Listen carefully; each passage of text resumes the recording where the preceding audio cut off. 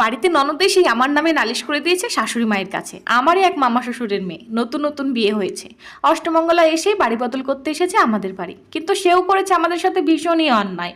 আমাদেরকে না জানিয়েই হঠাৎ করেই নতুন জামাইকে নিয়ে সে হাজির। প্রথমে তো আমরা হতবাক হয়ে যাই, নতুন জামাইকে কি করে আদর সম্মান করবো ভেবেই মাথা খারাপ। শাশুড়ি মা তো ব্যস্ত হয়ে গেছেন, একবার এ ঘর যাচ্ছেন একবার ও ঘর যাচ্ছেন, কিন্তু কিছুই বুঝে উঠতে পারছেন না কি করবেন।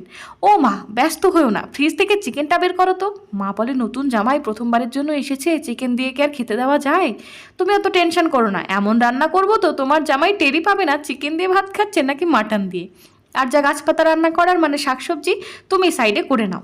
এদিকে দুজনেই তোড়জোড় রান্না শুরু করে দিয়েছি। শাশুড়ি মা একবার মুখ ফুটে বলেই ফেললেন, খেতে কেমন হবে জানি না, তবে দেখতে একেবারে মাটনের মতোই লাগছে জানো তো বৌমা।